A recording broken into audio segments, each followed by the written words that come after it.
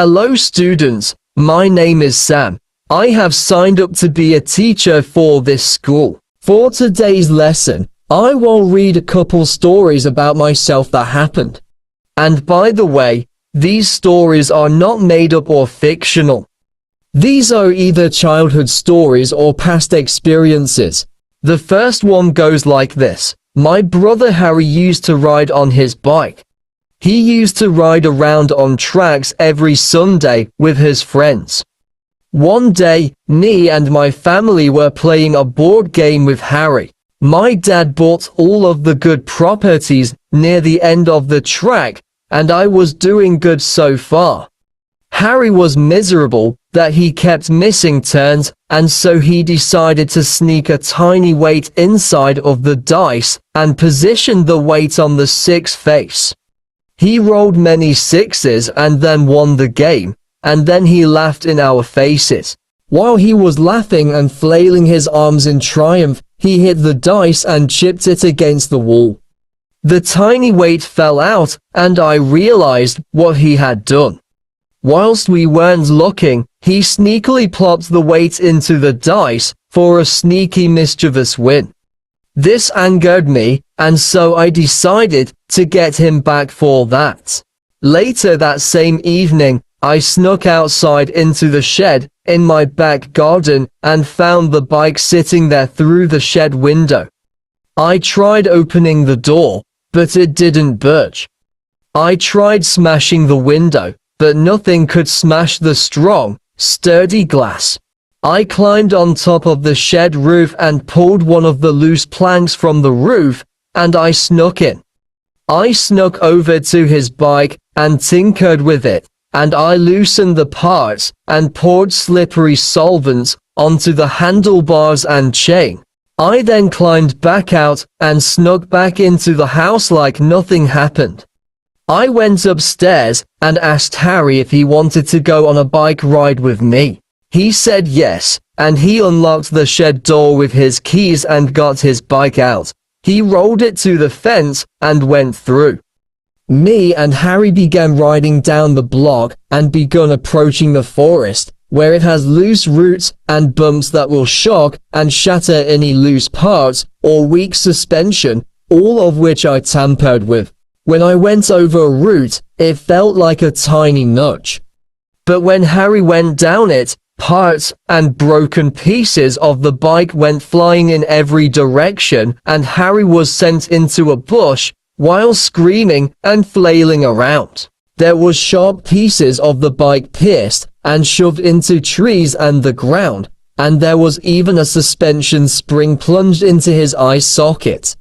He also had the bike chain wrapped around his legs so he couldn't move. I ran over and helped him up. He noticed some muddy fingerprints on some of the bike parts. I told him it was just his fingerprints, but I knew that it was my fingerprints when I was messing with the bike. He said that the bike was £5,000 and the metal was luxury billionaire-style bike steel. He inspected the fingerprints and realized that the fingerprints belonged to me. He became angry and started shouting in my face, and there was drops of saliva spraying out of his mouth and splatting everywhere, including my face. He got up in my face and shouted so loud that I could smell his breath. I told him what happened, and he cried and sat in a corner while sulking. He was sitting so hunched that his whole bum crack was exposed, and some passerby saw him and shouted "Bum boy." He got angry and began throwing rocks at the passerbys. They ran away while chanting "Bum boy." Harry stormed off home. I followed him home and tried to tell him what happened, but he kept shouting "Go away" and tried pushing me. 5 minutes later, he arrived home and told our parents what happened. My dad got angry and told me to go back out and pick the broken parts and pieces and rebuild the bike so it was in mint condition. I went back the forest and saw no parts, no pieces, and certainly not anything that belonged to a broken bike not even any vehicle for that matter. It appears that the passersby snuck back round to the forest and picked up the pieces and broken parts and hid them in various parts of the forest, which made me have to do a one-man hide and seek against bike parts. At one point half of the parts were hidden in extremely difficult spots, and I had to sacrifice some of the parts to craft a metal detector, and some of the parts were either partially under the ground, or some of them were completely buried hundreds of feet below the ground. When I found all of the parts, I was searching for the last part, which was the suspension pipe. My metal detector picked it up and a tiny worm wiggled out of the mud and offered me to follow it in return of the pipe. I followed it into a cave where I found the pipe, and it gave it to me. It said, "Don't tell anyone about this place." I ran back to my house and put the bike back together, and there it was. I went into the shed and gave my brother a fist pump, and we forgave each other. The next day, we had another round of the board game and I made sure to check for any weights in the dice, and my brother checked his bike for any loosened parts. One day, it was a warm summer's evening at late June when I decided to go to my local park. I went on top of the slide. It was 20 feet high. It was so high that I started getting dizzy and anxious. I flew down the slide, and I flew through a big puddle of freezing cold water, but I remembered that it was summer. The heat of the summer could evaporate the puddles. I began to think. I realized that below the slide was a little plastic cabin, small enough to fit someone inside. I thought that someone must be hiding under there, and while I wasn't looking, they must be splashing water onto the slide. I pretended to leave the park, but I actually stood behind a tree that led to a forest. I waited, and I saw a hooded person pouring water onto the end of the slide, waiting for any unsuspecting eggers that slides down it. My mind began racing with ideas. I was thinking whether or not to stay or leave, or to chase the hooded person or to find out who they are. Then, I came up with a plan. I was going to get a bucket of sticky tar from my granddad's shed. I went back home, and by the time I had got the tar and headed back to the park, the sun had set, and it was dark. I realized that the hooded person may have been a selfish, mischievous guy that wants to wet anyone else that tries to use the slide because he wants to have it for himself. The tar would blend in with the night, and when he slid down, the tar would stick to him and he would be punished for hogging the slide. When I poured the tar, I watched as it gooped and sludged down the slide. I could hear it slimily sludging down the slide. I went behind the same tree and waited. After 5 minutes, I saw the same hooded person crossing the road to get to the park. I was excited to see his reaction. I watched as he opened and closed the park's gate, and instead of enjoying the slide to himself, he sat in the cabin again. I wondered what he was doing. I felt like going over to him and asking what he was up to, as he was very mysterious to me. I instead stuck to my original plan and stayed where I was. I was beginning to get bored and started peeling bark off of the trees out of boredom, but then I saw him get out of the cabin and climb up the slide stairs. I peeked through the tree and watched him. He was ready to slide off, and then he suddenly darted down the slide and stopped right into the tar and got stuck. He started squirming and flailing his arms about like an upside-down tortoise. I crouched down and snuck closer to the hooded man. I was terrified to see who it was. As I came closer, the man's figure and build became more visible. He was big, fat, and had a goatee, and wore glasses. The man hiding in the cabin was a different person to the person stuck in the tar. The man in the cabin had a little lantern hanging inside, and a big dusty book. He peeked through the curtains and invited me. I was scared, but I accepted his invitation and sat down. He pulled his hood down, and he wore a tactical jacket with glass potions in it, and different tools and doohickeys. When I asked him about who he was, he said, "I am a licensed Discord mod hunter. You see, I was waiting in this park for a Discord mod to go and play on the slide, and I poured water on it to make it panic and scream, because it is afraid of water and showers. This big dusty old book is an almanac of all of the sightings of wild Discord mods. It also tells about what they eat and where they live. This cabin is my office. My tools and doohickeys are very useful in Discord mod hunting. The one I've been looking for inhabits caves and forests, but sometimes searches for insects and rats in search of food in parks. I sprinkled animal hairs around the park to fool it and make it come over. I kept quiet and hid in my cabin to not startle it.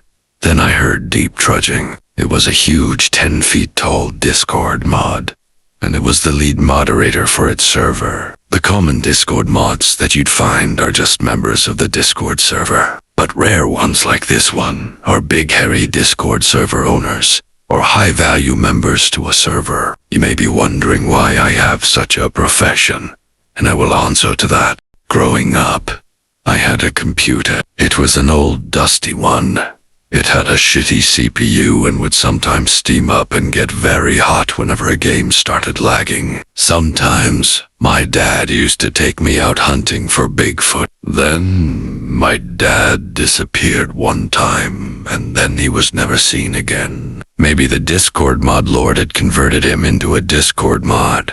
As a coping mechanism, I began getting into the Discord religion, where you pray to the Discord mod Lord and eat Doritos, and wear glasses, and have a goatee. I slowly started going insane and began doing a distorted reflection of what I used to do, where I hunted for Bigfoots, but instead they were Discord mods. The place where Discord mod sightings are high is this park.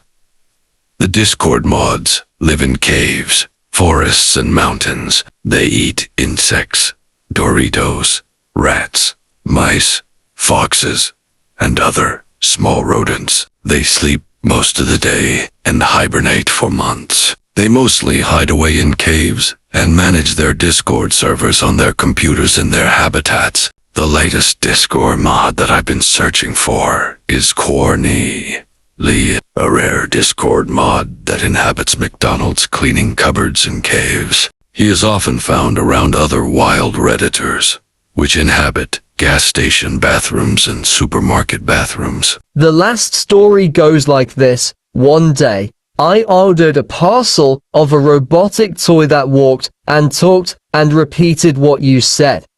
I plan to take it to my local park and make it walk around my park and show it off to my friends. When I was testing it out, it walked, talked, and repeated what I said.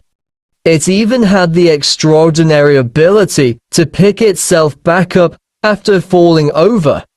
I tested this by drop kicking it and throwing it around the park like a psycho, and to my surprise, it kept going back up. I invited my friends, and they were surprised and impressed by my robot. They said different things and made it repeat that they said. They wound up the wind-up key and watched as it marched around the park, and I put it in speed mode and watched as it grew wheels and started driving around the park. One of my friends, which loved making and building robots, went over to it. He went over and tinkered with it. He also hijacked the motor and engine and increased it to dangerous lengths. There is a big obvious label on the robot which clearly says to not try and increase its speed. When he clicked the speed button, it began steaming and making a loud vibrating noise, and it sped around the park at approximately 100 miles per hour. We chased after the robot and ran as fast as we could to try and turn it off before it hit someone, since the robot is big, heavy and about 4 feet tall. Two of my friends cornered the robot while its wheels were still running. The robot was very hot and was shaking violently and looked like it was about to explode. Out of the blue, we had the most mischievous idea ever. We was going to tinker with the robot to make it go to impossible speeds and put it through someone's letterbox and listen to them scream. My friend increased the motor for about 30 minutes so that the speed will be extremely powerful. When he clicked the speed button, it started flying into the air and smashed into objects around the park. It also flew into my friends, and they had to crouch and dive out of the way to avoid getting hit by a big heavy metal robot. The robot started flying towards a dog walker on the pathway, and he said, "What the fuck is that? Is it a rev? Is it a plane? No, it is a flying robot. Jesus dropping from Mr. Fluffy." The robot skimmed his head by a millimeter and brushed against his hair.